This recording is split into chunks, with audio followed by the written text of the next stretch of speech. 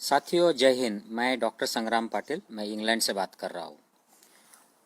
Vaccination शुरू हो गया है भारत में और दिल्ली से जो रेसिडेंट डॉक्टर्स है वहाँ के दो बड़े हॉस्पिटल्स के, उन्होंने कहा है कि हमको जो भारत बायोटेक की वैक्सीन है कोवैक्सीन, ये नहीं चाहिए क्योंकि ये इसका फेज 3 ट्रायल ठीक से नहीं हुआ है, कंप्लीट नहीं हुआ है और सेफ्टी एफिकेसी डेटा भी नहीं आया है, तो इन्होंने मना कर दिया है।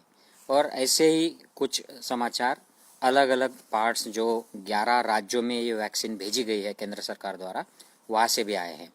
और इस बात के ऊपर ये वीडियो है, ये ज़्यादा से ज़्यादा मेडिकल फील्ड में शेयर कीजिए, जनरल पब्लिक को भी शेयर कीजिए कि इसमें हमारे जो हेल्थ मिनिस्टर है, स्वास्थ्य मंत्री हर्षवर्धन, ये खुद एक डॉक्टर है, एक सर्जन है, लेकिन ये कितने दुर्बल व्यक्ति है कि ये शास्त्र विज्ञान क्या होता है, मेडिकल साइंस क्या होता है, इस बात पर ये फिक्स नहीं है और डॉक्टरों के साथ गद्दारी कर रहे हैं और इतनी दुर्बलता दिखा रहे हैं कि उनको पता है कि ये क्या चल रहा है, फेज 3 में कौन से वैक्सीन आए हैं और कौन से देने चाहिए, कौन से नहीं देने चाहिए, लेकिन ऊपर से जो आदेश आ रहे हैं प्रधानमंत्री से, उसके विरोध में कुछ भी नहीं बोल पा रहे हैं। तो विज्ञान, साइंस, एविडेंस, मेडिकल रिसर्च इनके लिए दुय्यम हो गया है और प्रथम क्या हो गया है, प्राइमरी। तो अपनी जो पोस्ट है हेल्थ मिनिस्ट्री की वो बचाए रखो, ऊपर से ऑर्डर लो और बस चुपचाप रहो। तो ये इतना दुर्बल हेल्थ मिनिस्टर है, मुझे शर्म आती है कि ये बताने में कि हमारे देश का हेल्थ मिनिस्टर एक सर्जन है, मॉडर्न मेडिसिन का डॉक्टर है।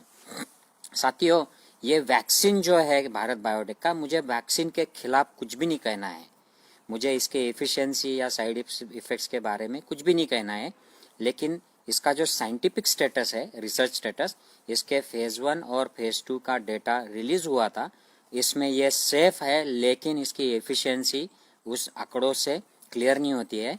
और फेज़ 3 में जब ये वैक्सीन पूरी तरह से प्रूव हो जाता है कि ये एफिशिएंट है, उसकी उपयुक्तता साबित हो जाती है और सेफ है, ऐसा जब प्रूव हो जाता है तो उसके बाद में ये जनरल पब्लिक में दिया जाना चाहिए।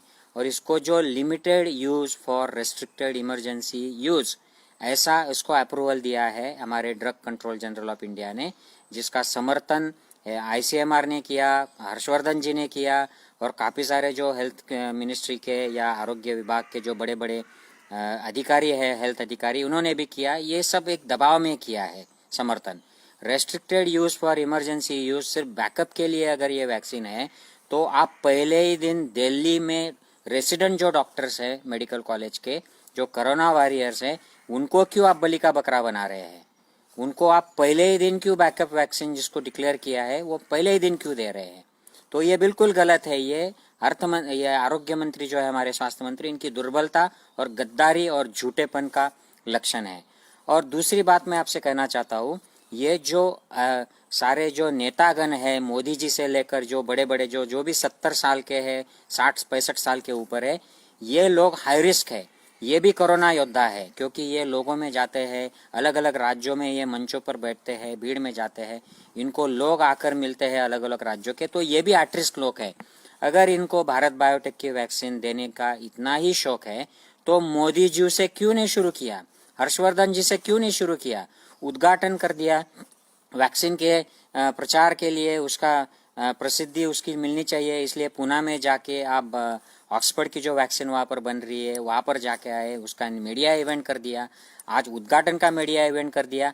लेकिन जब वैक्सीन लेने का वक्त आया है तो आप उस भारत बायोटेक के वैक्सीन को, जिसको आप डॉक्टर लोगों को दे रहे हैं, रेसिडेंट्स डॉक्टर बेचारे वो अपनी जान जोखिम में डाल के ये कोरोना के पेशेंट्स को ट्रीट करते हैं, उनको आप ट्रायल न किया हुआ वैक्सीन उन पर ट्रायल कर रहे हो, वो भी उनके मर्जी के खिलाफ।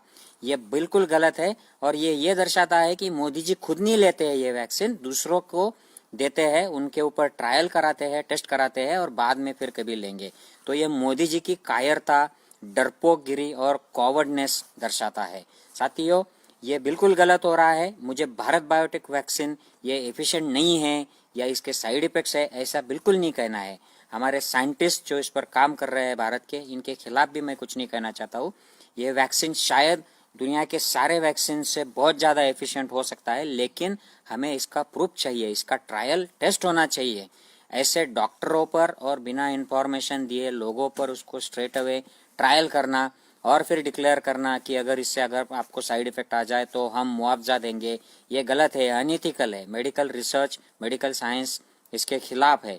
इसलिए मैं अनुरोध करता हूँ मोदी जी से कि वो खुद जाहिर पब्लिक में आकर भारत बायोटेक की कोवैक्सीन ले और इससे एक एग्जाम्पल सेट करे, ताकि लोगों के दिमाग से, दिल से डर निकले और बाद में फिर ये डॉक्टर्स और जूनियर डॉक्टर जो है इनको ये वैक्सीन दे।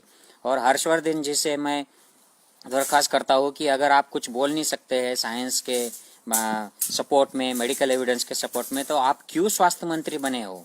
आप रिजाइन क्यों नहीं कर देते हो? आप बहुत हाईली एजुकेटेड हो और ये अनपढ़ कम पढ़ लोगों के ऑर्डर्स पे, उसके दबाव में क्यों झुकते हो आप? हर्षवर्धन जी जाग जाइए और मेडिकल एविडेंस, विज्ञान के साथ आइए और ये जो सब दबाव तंत्र चल रहा है इसके खिलाफ बोलिए। साथियों, अगर मेरी बात से सहमत है, ज़्यादा से ज़्यादा हेल्थ स्टाफ, कोरोना वॉरियर्स से ये वीडियो शेयर कीजिए और जनरल पब्लिक में भी शेयर कीजिए, ताकि लोगों को पता चले कि हमारा स्वास्थ्य मंत्री कितना डरपोक है और दुर्बल है, और हमारा प्राइम मिनिस्टर भी कितना डरपोक है। सारे दुनिया के जो प्राइम मिनिस्टर्स है, प्रेसिडेंट है, ये सबसे पहले वैक्सीन ले रहे हैं, लेकिन हमारा प्राइम मिनिस्टर चुप गया है, दूसरों के ऊपर ट्रायल करता है, वो भी डॉक्टरों के ऊपर। जय हिंद साथियों।